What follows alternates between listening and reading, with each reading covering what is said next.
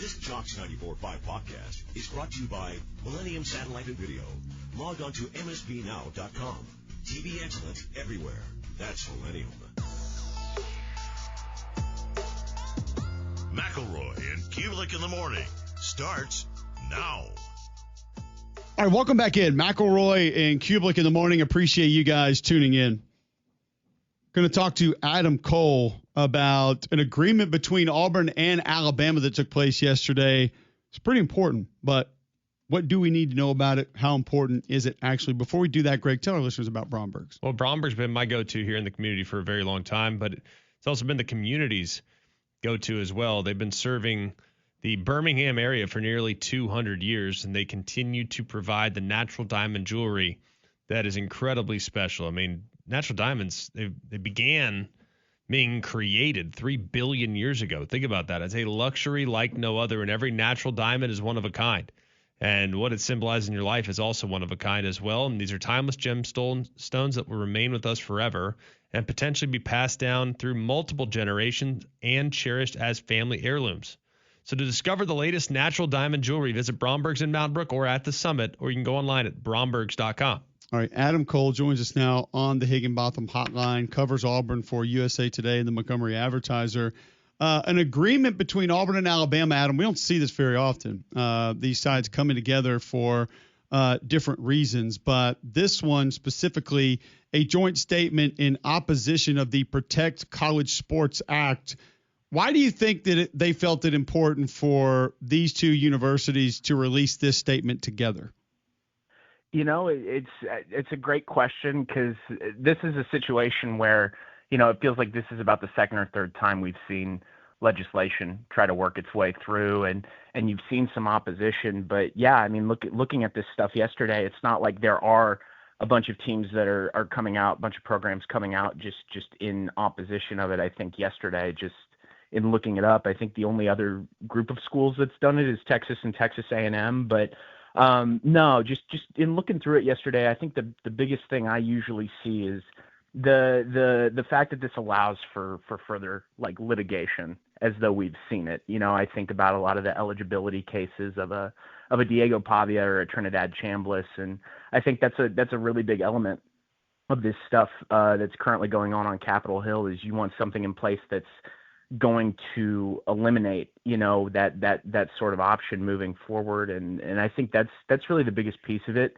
When I look at it, I think the interesting thing too, that I took from that yesterday is Auburn and Alabama have, I think, staked their claim with this statement of the fact that they're not pro private equity, which has been a really interesting thing to just kind of keep tabs on in the college sports world. It seems that's a route that some folks are wanting to go, but bulleted out in this was the fact that it sort of gives way to private equity interests. So yeah, you know, I guess this one was the right time. That's sort of the big question of why this one and why now, but certainly surprising to see them come out in solidarity yesterday. But whether they are competition on the playing fields beside the point, they have the same interests. So it's I think it makes sense that you put those things aside and, hey, we have the same interest long term for the good of the game. We need to be and work in lockstep here. What else can we anticipate from Auburn and Alabama and this maybe to push to kind of keep the status quo? You know, I'll be interested to see moving forward, especially from Auburn's side. I just you have ties to the nation's capital, whether that's from the fact that one of your former football coaches is, you know, on you know, running for governor now, but of course has been a senator on Capitol Hill in Senator Tuberville, and you know, of course, a guy who has been active in that scene for several years now, Bruce Pearl. You know, we've seen Coach Pearl on Capitol Hill lobbying before, and of course you've seen Senator Tuberville around, but Auburn has roots sort of planted in all this stuff, so I'll be interested to see what all they do moving forward, especially from the kind of lobbying standpoint. But I wonder more than anything if this sets off some sort of ripple effect.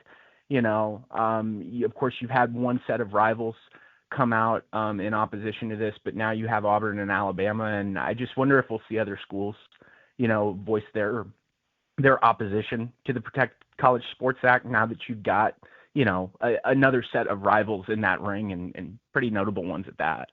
Adam Cole joining us of the Montgomery Advertiser, talking mainly Auburn, but a joint statement from Auburn and Alabama in opposition to the Protect College Sports Act. How would you, in an elementary fashion, explain to people what these two universities and others are mainly against when it comes to what's been laid out by the Protect College Sports Act? Yeah, I think you go to the top bullet point, and right below it is what I mentioned earlier, this whole issue of litigation that continues to pop up with, local judges in certain districts, granting temporary injunctions and things like that. But that's not even the top bullet point. The top bullet point, I think, lays it out pretty plain, which is this undermines the implementation and enforcement of rules established under the House settlement.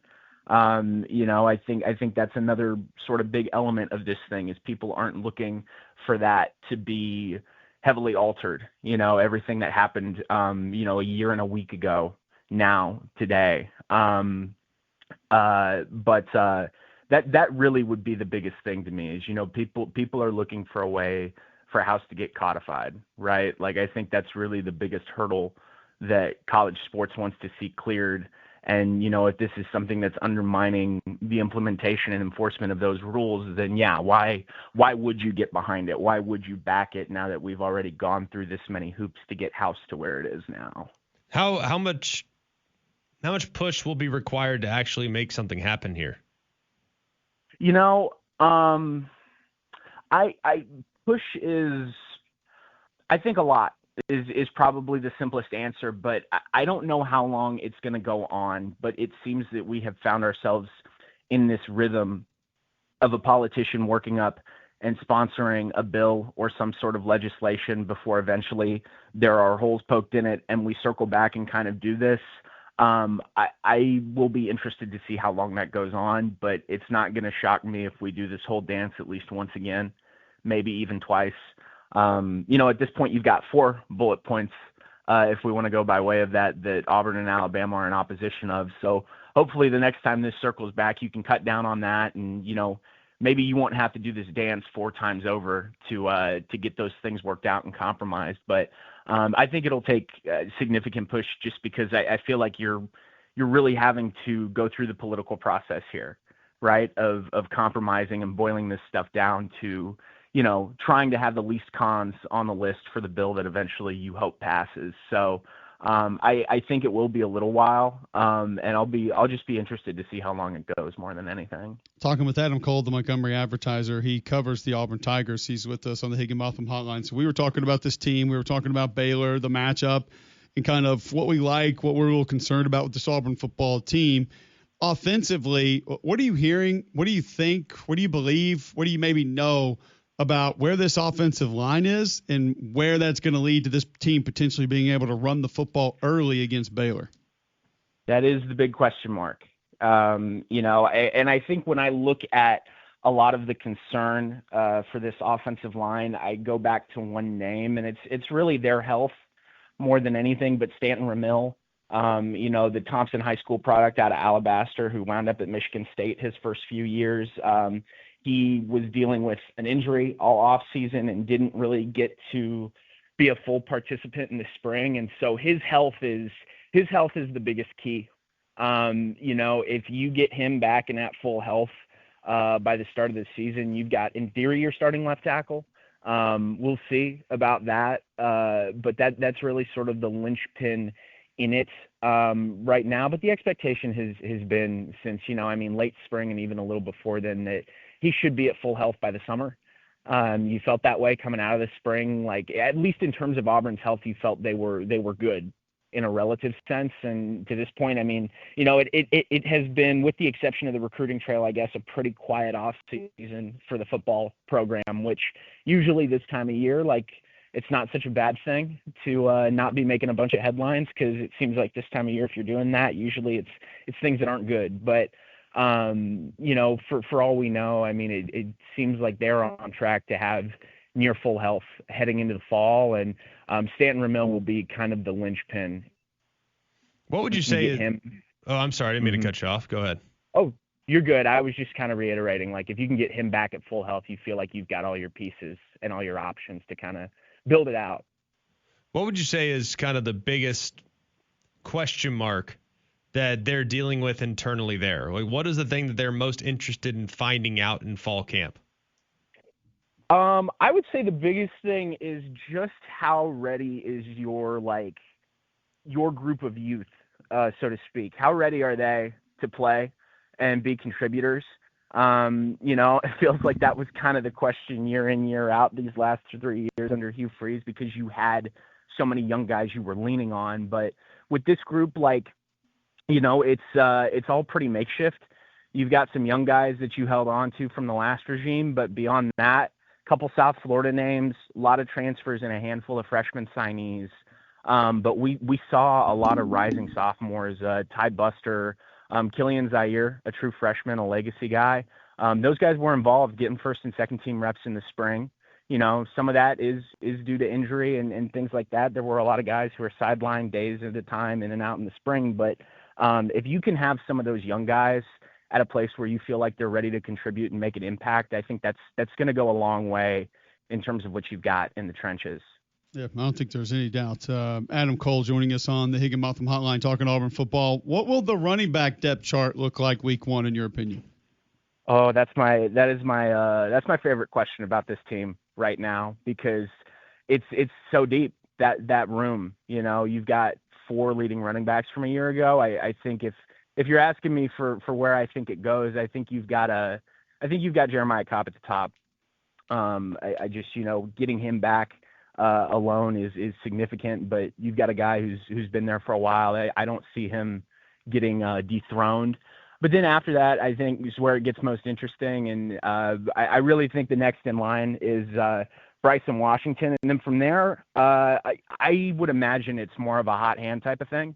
I think number 3 could be Tay Meadows from Troy. I think it could be Nakai Davenport from South Florida, but it could also be Omar Mabson. A guy who's a rising sophomore, should technically be a true freshman this year. He got a lot of reps in the spring, and we heard a lot of good things about him. But I would imagine that they're going to rotate pretty heavily and go pretty deep. But those are kind of the 4 that I really look at right there. I guess maybe 5 with the addition of Mabson. But I really think it's them with some combination of Cobb and Washington at the top. Adam, great stuff, man. Thanks for hopping on with us. Greatly appreciate the time. We'll do it again soon. Yeah, thanks for having me, guys. There you go. Adam Cole with the Montgomery Advertiser talking a little Auburn, Alabama. Joint statement, Greg, in opposition of the Protect College Sports Act. When you saw those two and the two presidents essentially signing off on that together, what were your thoughts? Didn't really cross my mind as much. I mean, I think it's more symbolic. Did you put anything to it? I almost took it as more of taking marching orders from the league.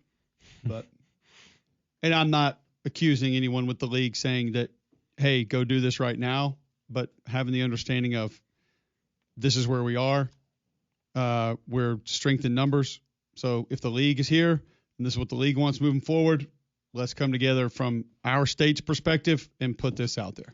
That's what I don't really understand about it. And probably knowing who you have from your state that's going up against it as well. That's what I don't understand about it more than anything. It's like, we already know the SEC is against it, so we think Auburn and Alabama are going to come out and before it. Like, what are we doing?